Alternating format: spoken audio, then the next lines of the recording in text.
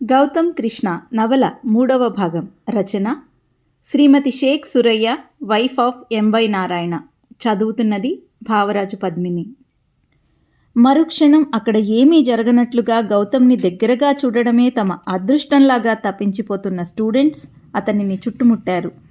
అతనితో సెల్ఫీలు దిగడం కోసం ఎగబడుతున్న స్టూడెంట్స్ని చూసి రామానుజం గారి మనసు బాధతో మూలిగింది. కృష్ణ దగ్గరకు వెళ్ళి అతన్ని లేపాలని మనసు తప్పిస్తున్నా తప్పనిసరయ్యి గౌతమ్ వైపు నడిచాడు. కనీసం తన మాటకి ఎదురు చెప్పడం కాదు కదా, అతను మాట్లాడుతున్నప్పుడు ఎదుటివాడి కళ్ళల్లో ప్రశ్న కనిపించినా సహించలేడు గౌతమ్. అలాంటిది ఆఫ్టర్ ఆల్ ఒక మామూలు కాలేజీ స్టూడెంట్ తనని 10 మందిలో ఛాలెంజ్ చేయడం, తన పాలసీ తప్పని వాదించడం గౌతమ్ అహం పూర్తిగా దెబ్బతిన్నది. పొగడ్త తప్ప విమర్శలు ఎలా ఉంటాయో అస్సలు అనుభవం లేదు గౌతమ్కి. అతని హృదయం అవమానంతో రగిలిపోతోంది. అతన్ని మోసుకెళ్తున్న చార్టెడ్ ఫ్లైట్ నిజానికి చల్లని మేఘాల్లోంచే వెళ్తున్నది. కానీ అతనిలో మండుతున్న అగ్ని ఇంకా చల్లారటం లేదు. కృష్ణ రూపం, కృష్ణ మాటలు, అతను చేసిన ఛాలెంజ్ పదే పదే గుర్తుకు వస్తున్నాయి. బిగుసుకుంటున్న పిడికిళ్ళు అతని శ్వాసలో వేగం పెంచుతున్నాయి. అతని మనసు, మెదడు రెండూ ఆ క్షణం ఒకే విధంగా ఆలోచిస్తున్నాయి. తనకు జరిగిన అవమానానికి ఎలా సమాధానం చెప్పాలి, ఎలా ఆ కృష్ణకి తనేంటో తెలిసేలా చెయ్యాలి, తన ముందు ఆ కృష్ణ ఎంత అల్పమైన ప్రాణి అనేది ఆ కాలేజీలో అందరికీ అర్థమయ్యేలా చెప్పాలి. ఒంటి చేత్తో కార్పొరేట్ ప్రపంచాన్ని శాసిస్తున్న తను ఒక మామూలు కాలేజీ స్టూడెంట్ విసిరిన ఛాలెంజ్ ఫేస్ చేయలేడా? తను ఎందుకు ఆ ఛాలెంజ్కి సమాధానం చెప్పకుండా వచ్చేశాడు? తను ఓడిపోయాడా? No no never. ఆ ఛాలెంజ్ ఏమిటో తను ఖచ్చితంగా ఫేస్ చేసి తీరాలి. ఆఫ్టర్ ఆల్ ఆ కృష్ణ ముందు తను ఓడిపోకూడదు. గౌతంలో తెలియకుండానే సంఘర్షణ మొదలైంది.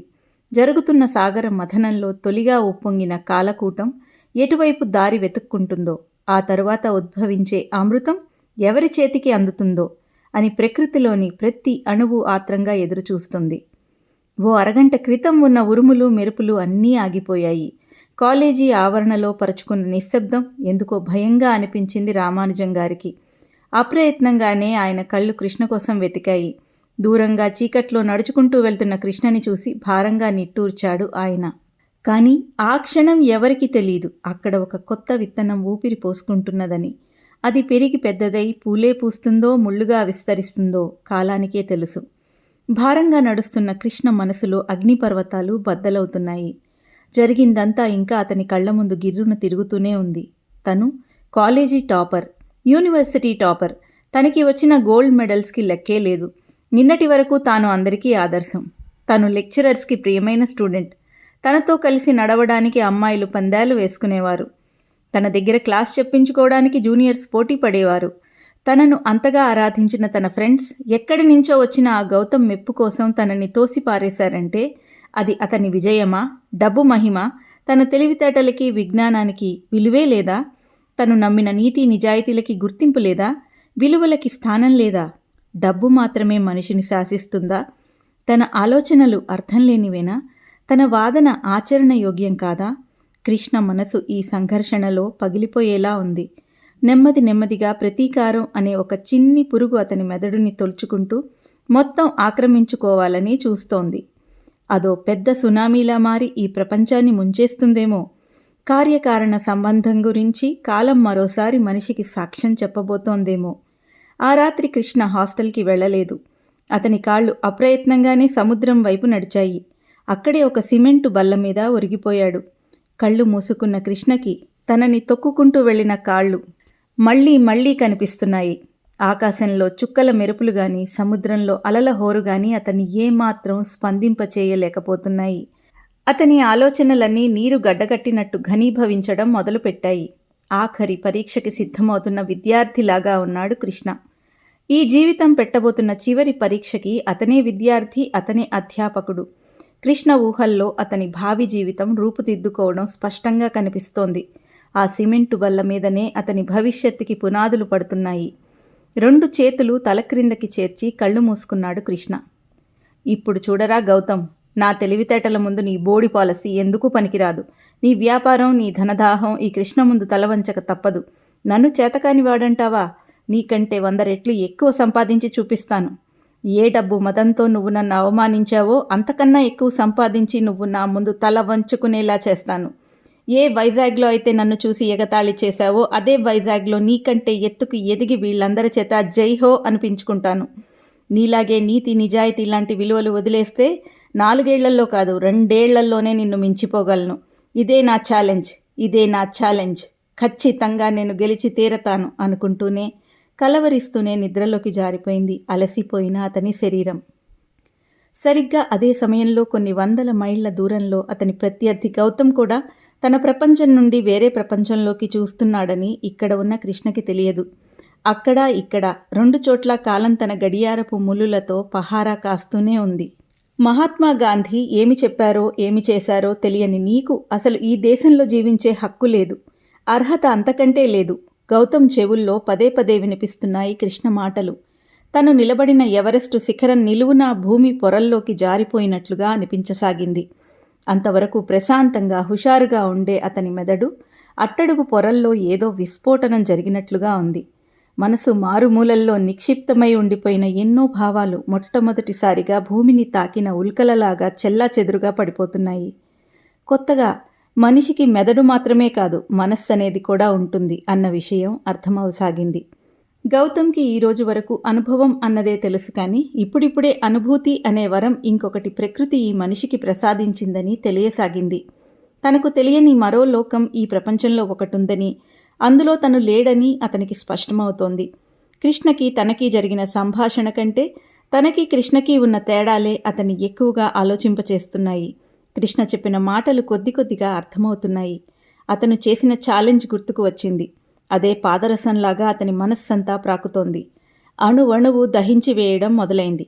అదిగో అప్పుడే బంగారం కరగడం మొదలైంది.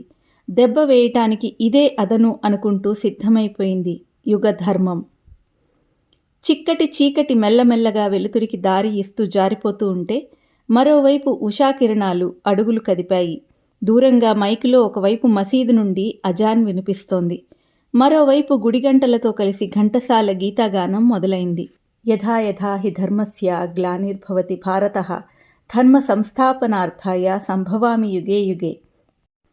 చటుక్కున లేచి కూర్చున్నాడు గౌతమ్. రాత్రంతా ఎంత పోరాడినా నిద్రపట్టలేదు గౌతమ్కి. Gandhi Gandhi, what the hell he said, what is గాంధీయిజం?